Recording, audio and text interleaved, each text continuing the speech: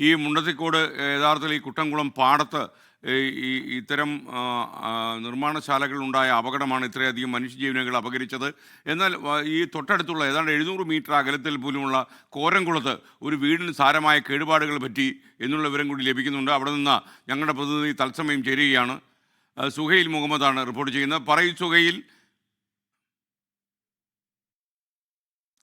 ഈ അപകടത്തിന്റെ collateral damage എത്രത്തോളം വ്യാപ്തി ഉണ്ടെന്ന് തെളിയിക്കുന്ന ചില ദൃശ്യങ്ങളാണ്. ഇത് കോരംകുളമാണ്. ഈ പറഞ്ഞ അപകട സ്ഥലത്ത് നിന്ന് റോഡ് ഡിസ്റ്റൻസ് 1 കിലോമീറ്റർ അകലെയും ഏരിയൽ ഡിസ്റ്റൻസ് ഒരു 600 മീറ്റർ അകലെയുമാണ്. ഞാൻ നേരെ ക്യാമറ വെക്കുന്ന ഈ വീടിന്റെ മേൽക്കൂരയിലേക്കാണ്. ദൃശ്യങ്ങൾ കാണുന്നത് പോലെ തന്നെ ഓടാകെ ചിതറിക്കിടക്കുകയാണ്. ഇത് വളരെ അടുക്കി വെച്ച് വളരെ ഫിക്സ് ചെയ്ത ഓടാണ്. അവിടെ ഉണ്ടായിരുന്ന അപകടത്തിന്റെ ശബ്ദത്തിൽ, ആ പ്രഹരത്തിൽ ഇളകിപ്പോയ ഓടുകളാണ്. പല ഓടുകളും താഴേക്ക് പതിച്ചിട്ടുണ്ട്. ഈ വീട്ടിലേക്ക് കയറാം. ഇത് രാധാകൃഷ്ണൻ എന്നൊരു വ്യക്തി കുടുംബസമേതം വാടകയ്ക്ക് താമസിക്കുന്ന വീടാണ്. ഈ വീട് ഓടിന്റെ മേൽക്കൂരയാണ്. അവർക്ക് ഇന്നലെ ഈ വീട്ടിൽ ഉറങ്ങാൻ കഴിഞ്ഞിട്ടില്ല. കാരണം നമ്മൾ ഈ ദൃശ്യങ്ങൾ കാണുമ്പോൾ തന്നെ ഓട് മുഴുവനായി ഇളകിയിട്ടുണ്ട്.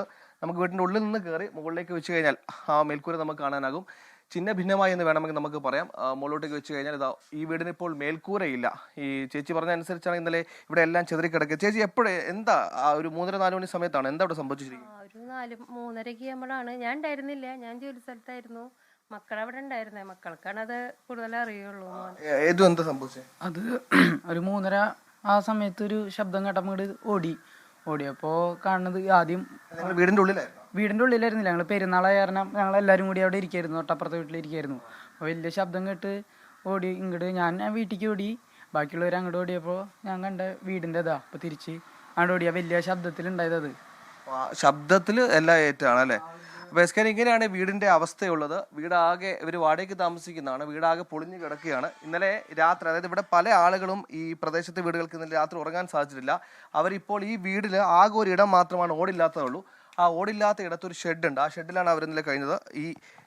ഈ ഒരു വീടിൻ്റെ ഈ ഒരു ഭാഗം മാത്രമാണ് ഇപ്പോൾ ഇവിടെ സേഫ് എന്ന് പറയാൻ പറ്റുന്ന ഇടം. നമുക്കറിയുന്ന പോലെ 2 ബെഡ്റൂമുള്ളൊരു വീടാണ്. ആ 2 ബെഡ്റൂമുള്ള വീടിൽ ഷീറ്റ് ഇട്ടുന്നതുകൊണ്ട് മാത്രം ഇവിടെ സേഫാണ്. ഇവിടെ അവർക്ക് കിടക്കാം. ഇവിടുന്ന് അങ്ങോട്ട് എപ്പോൾ വേണമെങ്കിലും തെന്നി ഇളകി പോകാൻ സാധ്യതയുള്ള ഓടുകളാണ്. ഈ ഓടൊക്കെ മാറ്റുക എന്നുള്ള അല്പം ആയാസകരമായ ജോലിയാണ്. നിലവിൽ ഇവർക്ക് ഇതിൻ്റെ നഷ്ടപരിഹാരമൊക്കെ അവർ ആവശ്യപ്പെടുന്നുണ്ട്. അല്ലെങ്കിൽ അതുമായി ബന്ധപ്പെട്ട് നഷ്ടപരിഹാരം അനിവാര്യമായ ഒരു കുടുംബം കൂടിയാണ്. അപ്പോൾ വില്ലേജ് നടക്കം ആളുകൾ എത്തി ഇതൊക്കെ ഒന്ന് ടോട്ടൽ ലോസൊക്കെ കണക്കാക്കിയ ശേഷം മാത്രമേ അത്തരം നടപടിയിലേക്ക് കടക്കാനാവുകയുള്ളൂ.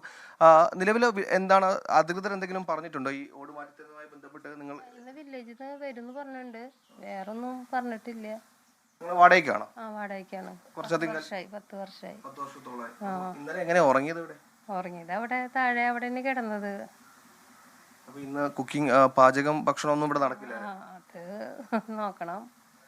അത് തന്നെയാണ് ഇവിടെയുള്ള പ്രദേശവാസികളുടെയൊക്കെ ദിനചര്യ തന്നെ അല്പം മാറിപ്പോയിട്ടുണ്ട് ഈ ഒരു അപകടം കാരണം. അത് സ്വാഭാവികമാണ്. ഞാൻ ഈ പറഞ്ഞ സ്ഥലം എന്ന് പറയുന്നത് അങ്ങേറ്റം ഏരിയൽ ഡിസ്റ്റൻസ് 700 മീറ്റർ അകലെയുള്ള ഒരിടത്ത് പോലും ഇത്രത്തോളം ആഘാതം ഉണ്ടാക്കിയിട്ടുണ്ട്. ഓടടക്കം ഇളകി അവർക്ക് ഇന്നലെ ഉറങ്ങാൻ പോലും പറ്റാത്തൊരവസ്ഥ ഉണ്ടായിട്ടുണ്ടെങ്കിൽ സമീപത്തെ വീടുകളുടെ അവസ്ഥ നേരത്തെ നമ്മുടെ പ്രതിനിധികൾ സൂചിപ്പിച്ചിട്ടുണ്ട്. അതായത് ഇതിൻ്റെ ആഘാതം കിലോമീറ്ററുകൾ ദൂരം താണ്ടിയും ഉണ്ടായിട്ടുണ്ട്.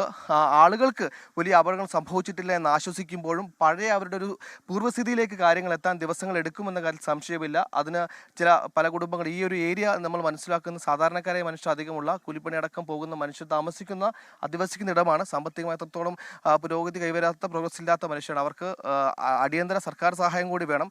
അവർ അതുകൂടി ആവശ്യപ്പെടുന്നുണ്ട്. ഈ നിലവിൽ അവർക്ക് വീടുകൾക്കേറ്റ നാശനഷ്ടങ്ങൾക്കും വീടുകൾക്കേറ്റ ഇത്തരത്തിലുള്ള പരിക്കുകൾക്കും ഒരു നാശനഷ്ടം, ഒരു സർക്കാർ കോമ്പൻസേഷൻ വേണ്ടപ്പോൾ ആവശ്യം അവർ ഉന്നയിക്കുന്നുണ്ട്. അവർക്ക് അനിവാര്യത കൂടിയാണ്. എന്തായാലും ഈ പറഞ്ഞ ഈ നാടിൻ്റെ വിങ്ങലായി മാറുകയാണ് ഈ അപകടം. പലർക്കും അവിടെ ഈ പ്രദേശത്തു നിന്നാണ് കൂടുതൽ ആളുകൾ അവിടെ ജോലിക്ക് പോയത്.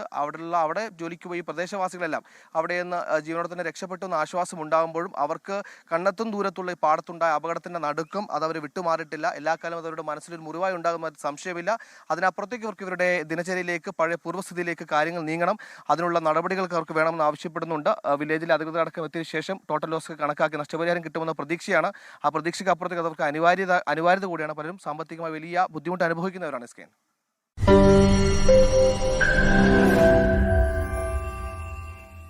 ലോകത്തെവിടെയായാലും ഏത് സമയത്തും 24 വാർത്തകളും ഓഗ്മെന്റഡ് റിയാലിറ്റി പാക്കേജുകളും എക്സ്പ്ലെയിനറുകളും വിശദമായി കാണാൻ ഞങ്ങളുടെ യൂട്യൂബ് ചാനൽ നിങ്ങൾക്ക് സബ്സ്ക്രൈബ് ചെയ്യാം.